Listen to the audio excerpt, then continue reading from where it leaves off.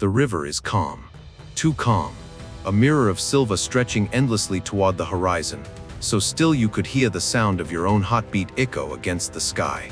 But beneath that calm, death waits. Hundreds of wooden stakes sharpened to killing points sleep in the mud below like the teeth of some ancient beast. They wait for the tide to fall.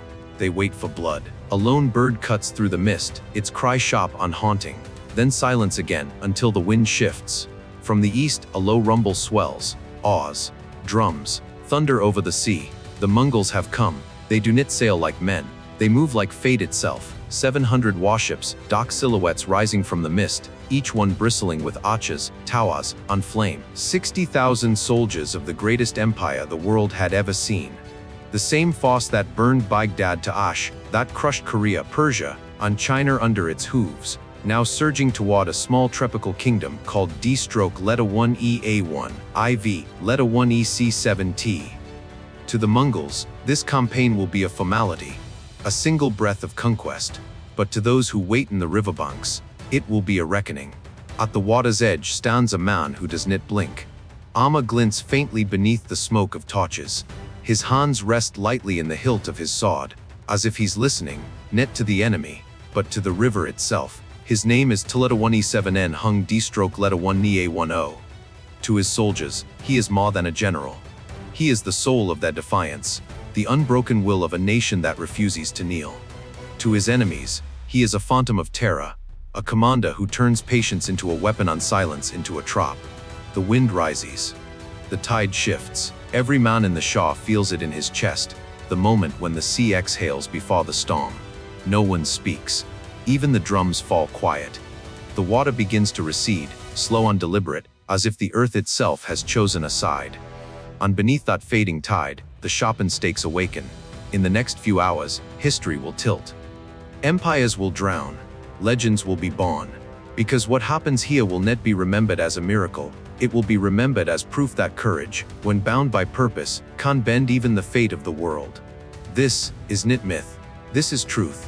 The year is 1288. And in this quiet river, the greatest naval trap of the medieval age is about to close. Before the smoke and thunder of 1288, there was silence. For half a century, the Mongol Empire had swallowed the world. From the frozen plains of Russia to the deserts of Persia, from Korea to Baghdad, city after city fell to their riders. They were the storm that never stopped moving. When their horses drank from the rivers of Europe, kings trembled. When their sails cut across the Pacific, kingdoms vanished. No army, no wall, no prayer had ever stopped them, until they met a land they could not understand. A land of rivers and ghosts. A kingdom born from water, where mountains fall into the sea, and every child grows up learning to read the tide. The Mongols called it D-1EA1IV-1EC7T. To the west, it might have looked like a small dot in the map, barely larger than a Roman province. But to its people, it was the center of the world. The first clash came in 1258. The Mongols marched in like gids, expecting the same surrender they had seen from countless nations. But the city of Thonglun, today's Hanoi, was empty. Its streets were silent, its granaries burned. Not a single grain of rice remained. The Mongols had conquered cities with 1 million people. But here, they found nothing but wind. It was their first taste of a weapon they did not understand: strategy. The young king T-1E7N Taiting led his people into the forests on mountains, fighting not for glory but for survival. Behind him was a general still unknown to history, T-1E7N Hung D-1NE-A10. He watched, he learned. Every retreat, every ambush, every burning village became a lesson written in blood. By the time the Mongols withdrew, half their army had perished, starved, cut off, or swallowed by the jungles they thought they could master. D-1NE-A1IV-1EC7T survived, scarred, but alive. For the next 30 years, they rebuilt. Temples rose from ashes. Rice fields turned green again. Children who had once fled from fire grew into warriors. And in the royal capital, a new kind of strength was born, not of numbers, but of unity. When the Mongols returned in 1285, stronger than ever, D-1E-A1, IV-1EC7T answered, knit with fear, but with a single voice. In the Grand Assembly of Dian H. Leta Wanid 3NG, elders from every village gathered before the throne. The king asked, should we surrender or fight? On the old men shouted Bach, fight. It was their Lexington moment, the call that turned civilians into soldiers, farmers into heroes. The war that followed was savage beyond measure, villages erased, families divided. But D-stroke Leta 1EA1 Leta 1 EC-70 endured. Each time the Mongols thought victory was near, they found themselves trapped in a maze of rivers, swamps, and hidden blades. They chased 2 Vietnamese kings across land and sea, only to see them vanish like mist. By the time the Mongols retreated again, their legend of invincibility was broken. For the first time in history, the empire of the horse had been stopped by a nation of fishermen. But pride is a dangerous thing, and humiliation cuts deeper than any sword. In the halls of Dadu, the Mongol capital, a vow was made. They would return one final time, not just to Kinka D-stroke Leta 1EA1, IVI Leta 1 EC-7T, but to erase it from the earth. The storm was coming again. On this time, the tide itself would be the battlefield. Winter, 1287. The sky above the Gulf of Tonkin turns gray, heavy with the promise of war. From the frozen plains of the north, the Mongol war drums beat once more. 30 years had passed since their first invasion. This time, there would be no hesitation, no mercy. The Yuan dynasty had learned. Their generals studied old failures as carefully as priests study scripture. They gathered spies, maps, on ships from every corner of Asia. In the great capital of Dadu, Prince Tigan spread the map of D-stroke Leta 1 EA1 IVI Leta NC-7T across a marble table. Beside him stood Admiral Omar, the man who once ruled the seas of Asia. Tegan's voice was cold. This time, we move by sea. Every grain, every arrow, every horse, all by ship. The Vietnamese can't burn the ocean. Oma knitted, and I will guard the convoys. They can't defeat us in water. Outside snow fell. Inside, vengeance burned. To the Mongols, this was more than strategy. It was redemption. They had crushed Persia, China, and Korea. Only D-stroke Leta 1 EA, 1 IVI Leta 1 EC-7T had escaped. Now they would erase that shame in blood. But far to the south, in the capital of Thang Lung, another council was gathering. General Leta 1 EA Hung, D-stroke Leta 1 EA10 stood before his king, Tran Han Ting, calm, unreadable, his eyes like steel. The storm is coming, the king said. What do you think of the coming war? This time, Leta 1 Hung D-stroke Leta 1 EA10 answered. The war will be fought with ease, a bold statement. But behind it lay 3 decades of preparation. For 30 years, D-stroke Leta 1 EA1 I Leta 1 EC-7T had lived with the shadow of the horsemen. Every village trained its sons not just to farm but to fight. Every boy learned to swim before he could walk. Every river bend was mapped, every tide studied. While the Mongols kinked half the world, D-stroke Leta 1 EA1 IVI Leta 1 EC-7T forged something the world had forgotten: discipline. It was not an army of numbers, but of will. Like Sparta before Thermopylae, they trained not to live, but to be ready to die well. 217 Hung D-stroke Leta 1 EA1 had built his own military academy, Zhangvo, where the sons of nobles and peasants trained side by side. There, they learned the art of deception, ambush, and patience. He told them, a wise fighter does not seek glory. He survives long enough to win. One of his students, General Trần Hưng Đạo, embodied that paradox. A man of brilliance and arrogance, both hero and rogue. He could turn defeat into victory, case into opportunity, like Alexander at Gaugamela, like Washington at Trenton. Even his enemies feared his audacity. Now, fate would test them all. At the dawn of 1288, the Mongol fleet darkened the sea, 700 warships carrying the combined might of Asia. They came not only with Mongol cavalry, but with Korean sailors, Chinese veterans, Tongut riders, and Yunnan infantry. It was an army of empires. Teo Leta 1 EA7 Hung D-stroke Leta 1 EA1 watched from the coast and whispered. They have gathered the finest warriors of the age, but each army has a weakness it does not know. He had already planted spies in the north years earlier. Their reports confirmed what he suspected: the Mongols' lifeline was their supply fleet. If it were cut, the storm would starve. So he designed a war of patience. No grand battle yet. No heroics.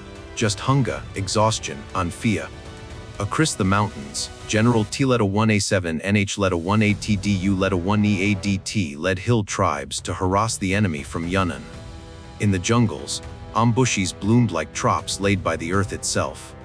Every road, every stream became a snare. When the Mongols reached Thanglung, the city was empty again. Its granaries burned, its gates open. They entered a ghost capital. But this time, it was only the beginning. Talatne 7N Hung D-stroke letter 1EA10 had a new plan, when that would turn every weakness of his country into a weapon. He split the Mongol host apart, forced them to chase shadows across land and sea, stretching their lines until they frayed. Then, piece by piece, he would destroy them. The Mongols called it cowardice. Historians now call it genius. In the north, Tialeta 1A7N Khan Du's fleet met Oma's navy at Van Distrukleta 1D3N. The sea erupted in thunder. The Mongol warships were vast, monstrous, like castles gliding in water.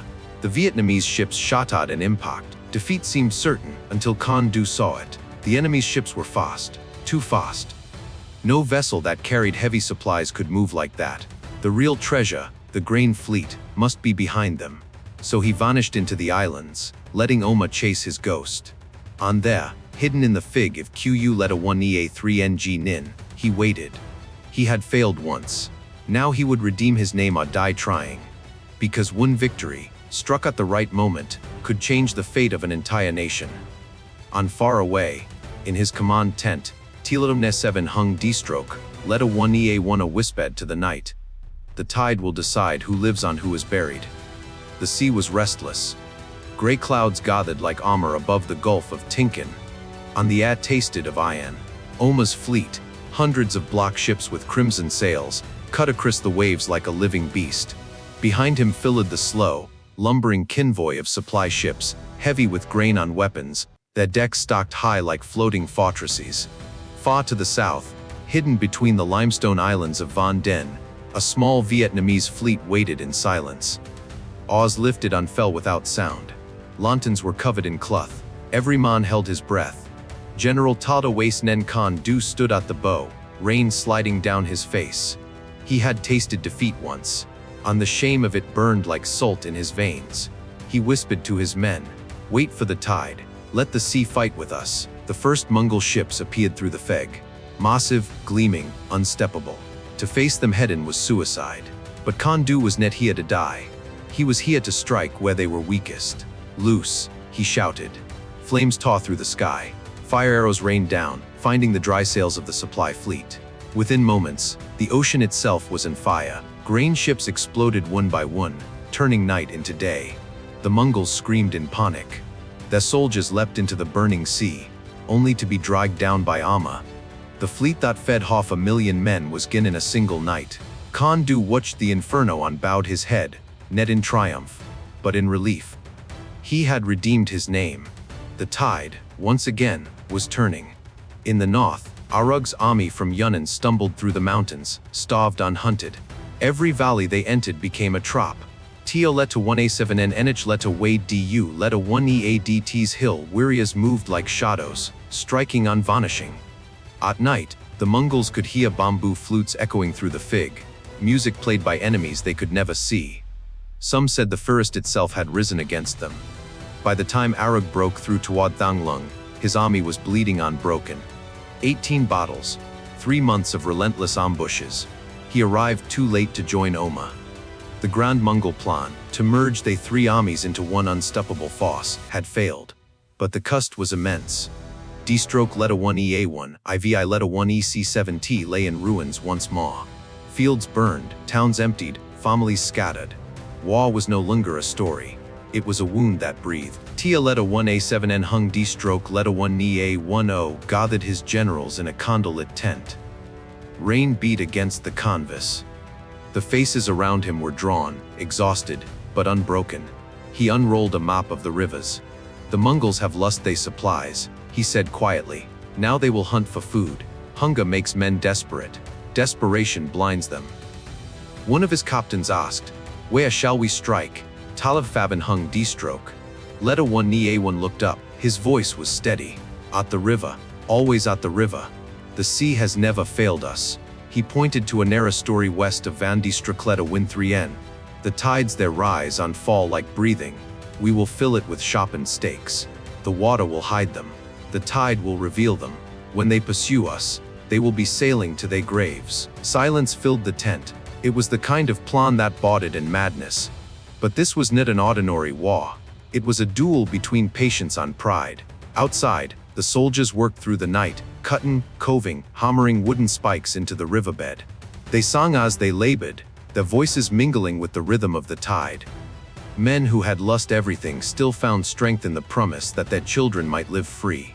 Meanwhile, the Mongols realized too late what they had lost. Their grain was gone. Their horses were starving. The once mighty army that had crushed the world was now living off the land, eating whatever they could steal. Oma burned with rage. He had been promised victory, yet found only fire and emptiness. He marched past the royal tombs of the Talata 17N kings, desecrating them in fury. His men whispered that curses followed them. At every bend in the river, bushes struck, arrows from the trees, traps in the shallows, fires in the night.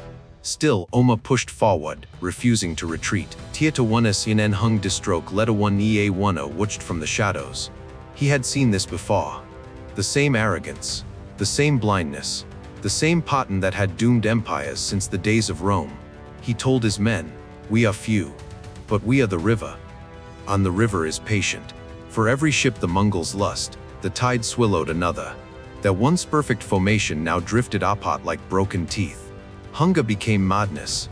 Men fought over scraps of rice. Disease spread. Morale cracked. And then came word from the north, Talatone 7 and Khan Du had destroyed the supply fleet. The Mongol army was trapped in a land that offered them no mercy. When that message reached Tialtone 7 and Hung D-stroke Leta 1 A1, he said only, "Forwards, the time has come." In the final days before the great battle, a strange quiet settled over D-stroke Leta 1 Ea1 IV, I Leta 1 EC7 T. Fishermen mended their nets. Monks chanted by the river. Soldiers prayed to ancestors they had never met. Tia Leta 1 S7N Hung D-stroke Leta 1 Ea1 walked alone at dawn, his armor hidden beneath a simple cloak. He stopped by the water and spoke softly, as if to the sea itself. "Father," he whispered, "you once told me to take the throne. I did not. I chose to defend it instead. If I fall, let this river remember my name." Behind him, the rising sun bled red across the sky, painting the water in the color of destiny. The stakes were ready. The fleets were waiting. The tide would soon turn. And somewhere beyond the mist, the drums of the Mongols began to beat again. The greatest naval trap in Asian history was about to close. The night before the storm, D-stroke Leta 1 Ea1 IVI Leta 1 EC7T slept under the sound of the tide. The air was heavy with rain and memory. Every man who took up arms that night knew he might not see another dawn. And yet, not one deserted. Some wrote their names in slips of bamboo and buried them under stones. Some tied charms around their wrists, whispering prayers for their mothers. Others simply sharpened their blades in silence. Across the dark water, the Mongol fleet loomed, a horizon of black sails blotting out the stars. For them, this was another campaign, another conquest. For the men of D-stroke Leta 1 Ea1 IVI Leta 1 EC7T, it was everything. Tia Leta 1 7N Hung D-stroke Leta 1 Ea1 stood by the riverbank, his generals behind him, the torches flickering against the wet wind. He had fought 3 wars, lost countless brothers, and carried a wound that would never heal, the command of a father who once told him to seize the throne. But tonight, that private pain no longer mattered. His loyalty had become something larger than blood. He looked toward the sea and said to Muro, "We end this." The drums began to beat slowly, echoing through the mangrove forests and over the staked river. A rhythm older than any empire. A heartbeat of a nation that refused to die. When the first light broke over the horizon, the world would remember his name. But not yet. The river was still waiting. Waiting for the tide. Waiting for history. Centuries may pass, but the river still remembers. It whispers of courage, of sacrifice, of a people who chose freedom over fear. In the next chapter, the tide will fall. And when it does, the world's greatest empire will face the one enemy it never understood, the patience of a nation that refuses to kneel. If you believe history still has the power to move us, to teach us, to remind us who we are, stay with us. Because the story of Viet is far from over.